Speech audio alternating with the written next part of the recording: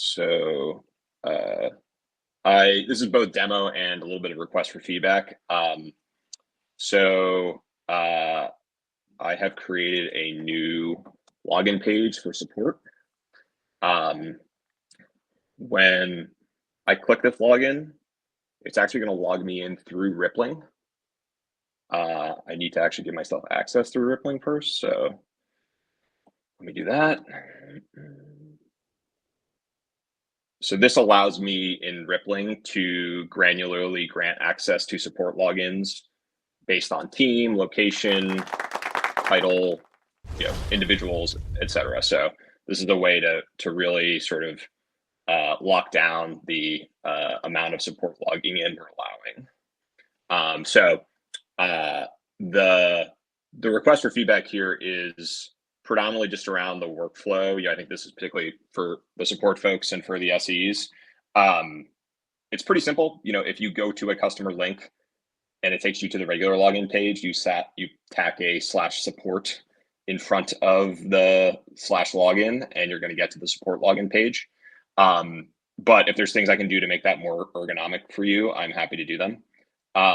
The other question I have that I need some feedback on is step one is to introduce this login route and make it available. Step two is going to be to prevent omni.co email addresses from logging into any org other than our internal orgs, where there'll be kind of like a special flag that allows it.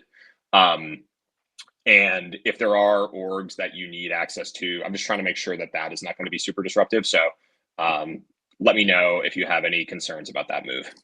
Chris, on the second one, that's the recommendation we give people that turn off support access, though. So we're going to need to figure out something there. So when people turn off support access, they are, I think we can still work that. Turning off support access today, what that means is you're preventing us from auto-creating users for ourselves. That can still be the definition of turning off support access, and we can still log in through support to get to those accounts through this new support login. I mean, as long as we can have accounts when we need them. Yeah. I don't think that workflow is going to change at all, is my point. Okay. Yeah. So anyway, this is, I think, a really important step for just continuing to be secure about this. When I think about where are our risks, customer data being accessible through support is probably the highest risk. It's obviously super important for us to do our jobs well, but we need to be very careful about it. So, like I said, want to do this in the way that's going to be as seamless as possible for the support and SEs in particular. And then, the other piece of this too is, department leaders. I'm going to be trying to take away support access from as many people as reasonably possible. So I'll be coming to ask you, who needs it and who doesn't. Chris, quick question. I might have missed this. How does that affect the configuration of the org? Like, who can set those up? Does that change at all, or is that still able to be done by any super user? Yeah, it'll be the same, Jack. The only difference will be you'll log in through this support login and to create the org rather than through the normal login. So it's just basically a different URL that you'll go to. Gotcha. Yeah, reason I ask is the AE team has been doing that today. So just want to understand and make sure we don't alter that, like disrupt that process either if we can avoid it. Yeah, and that's the type of feedback I want to get, just in terms of understanding who needs access. And right, if the AEs are just creating the orgs, maybe we need a level of access that allows them to just do that.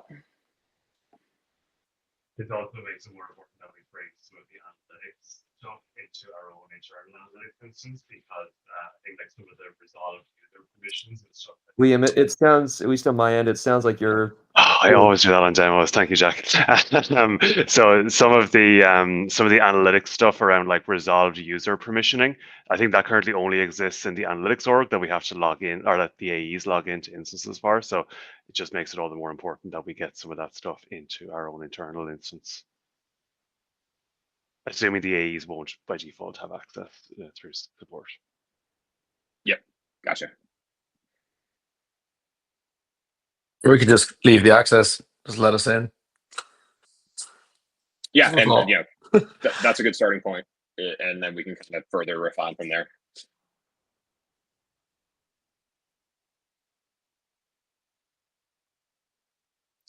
I got a quick one. Nothing too fancy, but it might make some embed folks happy.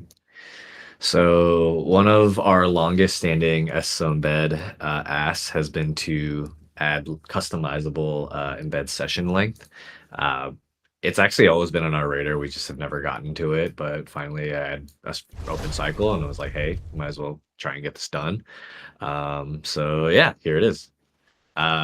Right now, we currently have the input in the admin section set to a milliseconds input. I think I'm going to change that to either an hourly or daily because calculating things in milliseconds is kind of weird in retrospect. But let's say I wanted to, instead of the default 24-hour embed session length that we have, or default embed session length, have that be, say, something like 2 days. And I can't do math, so I'm going to have Google do it for me. I'm gonna go ahead and change that. You'll see a little toast saying it's updated. Then I'm gonna go ahead and generate an embed session, do the whole dance. Great, that worked. And then go over to sessions and you'll see that the latest session expires 2 days from now, as opposed to 1 day from now. So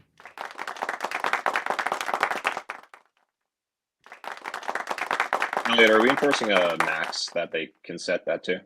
the current max is just whatever the database allows, which is like, I think, so I'm storing the section length in milliseconds. So I think the int like schema, like database schema type, is like basically equates to like 20 days. But we could obviously lower that to whatever we want. So Yeah, ironically, something in the order of a couple weeks is probably a reasonable max, even though that's a weird way to do it. just works But yeah, out. yeah, cool. Thanks. Sorry if I missed it, Elliot. Is that on a per user basis or can you do it by group? Right now it's only at an org level. If there's an ask to do it at a per user / per group level, we might be able to do that, but would require a little bit of elbow grease. So All good.